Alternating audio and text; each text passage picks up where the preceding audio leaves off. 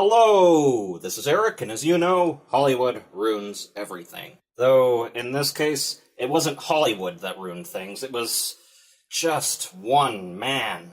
Well, maybe that's a bit harsh because other people wrote and directed this thing, but the reason that a Clone Wars movie even existed was because George Lucas arbitrarily decided, hey, let's cobble together the first few episodes of our new show and release it to theaters.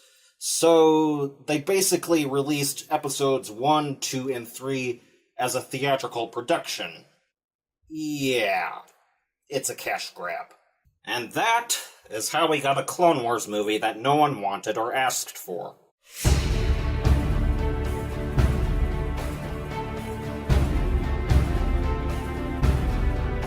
If these were just the first few episodes of the actual Clone Wars show, one could see them as just sort of the early attempts before the show got good. I mean, you can still see it that way, but this is a movie. And a movie and a show are different mediums with different contexts, which means that this movie doesn't have the excuse of being an early installment before the show got good. Context is nice, but as a show, it should stand on its own merits, and it doesn't.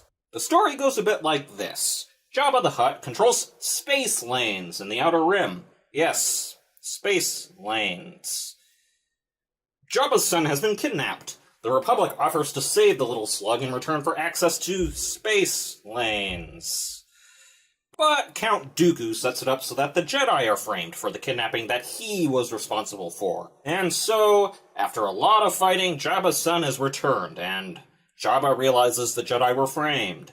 He agrees to give the Republic access to space lanes. Meanwhile, someone named Zero the Hutt is trying to betray Jabba and gets stopped by Padme. Anakin and Obi-Wan fight in a big battle in which they strategically outmaneuver the enemy.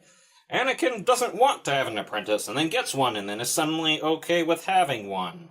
And while these things are tangentially related, they don't tie into each other well enough to create a satisfying payoff.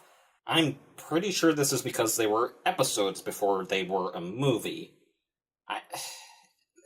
Even though that's no excuse for the execution of this movie, I do feel sorry for the people who were forced into making this by George Lucas's decision. If they'd known this was going to be a movie from the beginning, I think this would have actually been a lot better, but it's not. There is no tension, so the stakes feel unimaginably low, unfathomably low. Part of this is due to the dialogue, which is uncreative, emotionless, and sometimes cringe-worthy. Part of this is due to the animation, which is wooden, mechanical, and overall, it can't even come close to the artistry found in the micro-series that covers this exact same time period. Part of this is due to the inane attempts at humor, mostly from the battle droids just acting dumb. It kind of ruins a serious plot when the enemies are stupid, and they remind me of Jar Jar. Part is due to the lack of apparent consequences for failure, and part is because I'm not in the least attached to the characters, and none of them really hook me. You know, like a series usually would do in its first episode. Obi-Wan exists. That's about the best I can say for him. He does things. Those things might matter. Without any idea of who these people are or why these subplots matter, I couldn't say. Anakin, surprisingly, is the reasonable one for one episode, I mean the first third of the movie. He has a youngling foisted onto him as an apprentice. He doesn't want one and isn't impressed with the one he's given. He makes some pretty good points about her and having her forced onto him.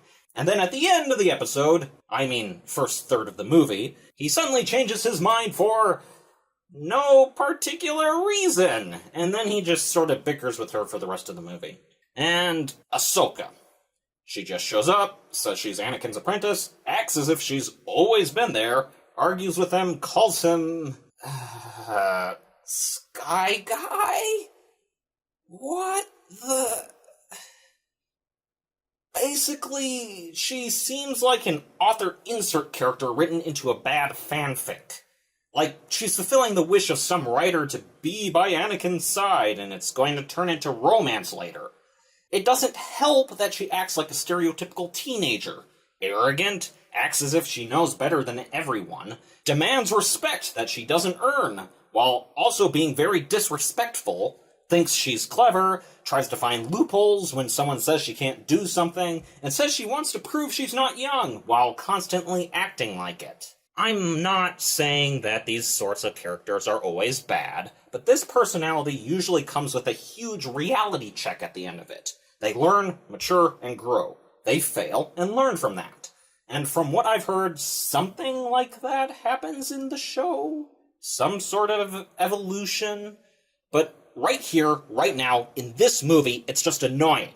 And I kind of wish there were some other aspects of her personality that could show me a hint of the person it sounds like she'll turn into later, so that I could feel like there was more to her than just being annoying. The others aren't really worth talking about. Should I talk about this guy? He's part of a good chunk of the movie, and Anakin seems to care about him, but I don't. How about Zero? What's there to talk about? You could cut him and Padme from the movie altogether, and little would change. This baby, maybe? It's a plot device. Ventress? I know there's more to her. I watched the microseries, but I don't care about this alternate version of her. This one's not Anakin's Dark Mirror, doesn't seem to have any real ambitions, and has some sort of history with our heroes, but it's never talked about. This is a prime example of a character that the movie thinks we should care about, but has given no reason for us to actually care about. I don't know what else to say about this movie. It's a thankless experience that exists because George Lucas wanted money. I could talk about it more in detail, but there's not really any reason to. If the plot, characters, and tone have nothing redeemable about them, the only thing that might be interesting is the world building, and there's basically none of that. I know the show is supposed to be really good, but if I didn't know that, this movie would turn me away from it forever. Because Phantom Menace made me bored, Attack of the Clones made me bored, and gave me a headache. This movie made me bored, gave me a headache, and made me frustrated. It's not a wonder that Rotten Tomatoes ranks this below the holiday special, if only out of spite. So that was the Clone Wars movie. I'm sorry for anyone who's had to go through this experience. Just go ahead and skip this one if you're wondering whether or not to watch it.